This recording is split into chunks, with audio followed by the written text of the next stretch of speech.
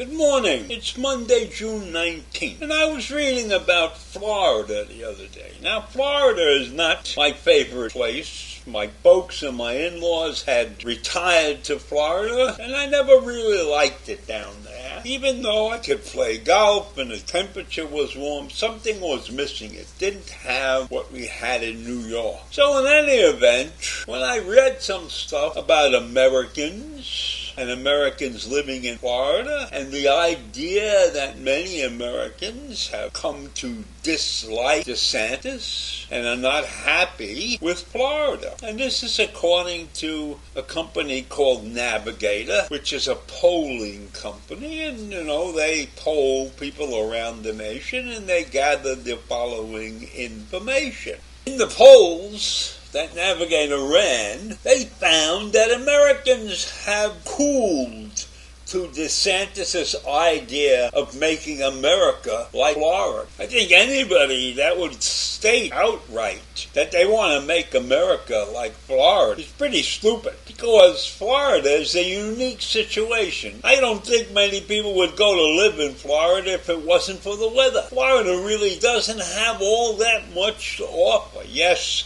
they have nice beaches and oceans and everything. But when you go to Florida, there's no real entertainment value outside of the beautiful golf courses and things like that. They don't have theater like we have in New York and in California. They don't have museums like New York, right? Oh yeah, they got the Everglades, and that's a beautiful place, but they don't have a real lifestyle down there. No, Florida is almost like a desert with flowers, So I don't know why anybody would think that many Americans would want to make the country like Florida. And obviously, these Americans who ever thought like that have cooled to the idea, and probably largely because the population in Florida has chosen DeSantis as the governor, right? So in this poll that was taken by the Navigator, they found that among independent voters, right, which had a net 51% of something, is now down to a 5% of something. And the Republicans, which had a net of 28 or something, which is down from a net of 52, and they don't even mention Democrats, because Democrats don't exist in Florida. And this poll was done on June 2nd through June 5th. And they made sure, the Navigator pollers made sure, that the people who were talking to them were verified on the voter files of Florida, and special care was taken to ensure the demographic composition of the sample matched the demographic composition of the registered voters in Florida. People who came to Florida and are now disenchanted by something or other. Another very interesting thing that came out of this Navigator survey is that DeSantis made a terrible decision in attacking Walt Disney. And his claim that Walt Disney was a woke company, it had woke values.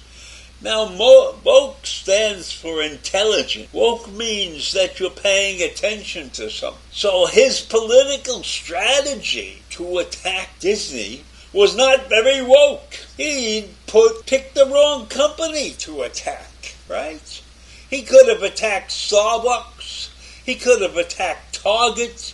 There's lots of other companies that he could have attacked, right? So he attacks Disney, a company that drives billions of dollars in tourism to his state. That shows me very clearly that DeSantis is not woke at all. And he's asleep at the switch. Well, we really know why he didn't attack those companies and he chose to attack Disney. Because Disney said outright that they disagreed with his Don't Say Gay bill. That his feelings on the gay community were incorrect. That his charges and book banning and things like that were not what Disney believes in. Certainly not what the management of Disney believed in, and I am sure that It was more than the management of Disney that didn't believe in DeSantis' ideas about gayness, about the LGBTQ community.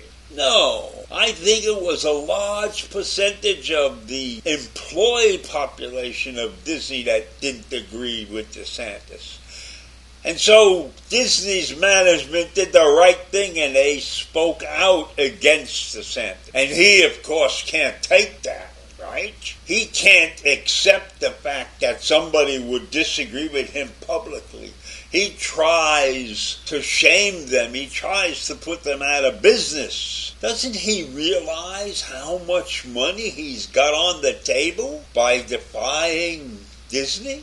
Disney that was prepared to spend $17 billion, that had that money set aside to develop other places in Florida. Now Disney might choose not to spend that money in Florida. Well, they could choose to spend that money to have DeSantis defeated at the next election. Because he sure as shit is not going to be the candidate of the Republican Party in the presidential election. I mean, Trump is twice as much ahead of him. So DeSantis would be smart to stick his head between his legs and crawl away and get out of the limelight and try to do things that are correct instead of fighting battles that he can't win and fighting battles that make him the obvious asshole that he really is. And no one can dispute that fact because DeSantis picked Disney because Disney called him out on his position under the Don't Say Gay bill. But he called them out because he thought that Disney was going to be an easy target. And he wanted to make the company example. He wanted to make Disney an example by showing that if any business takes a stand on gay rights, diversity, or any inclusion issues. So in his warped mind, he believed that Florida's governor would make them pay. But he wasn't intelligent enough to understand that Disney was smarter than him. He called it a war on woke, and he wanted to contrast himself with high-profile targets like Disney, targets that disagree with him, and he lost. Everything he did backfired. So he comes out on the bottom, and Disney is on the top, and he is slowly disappearing in the presidential race. And I'm glad for that. And I leave you with that this morning. Have a great day.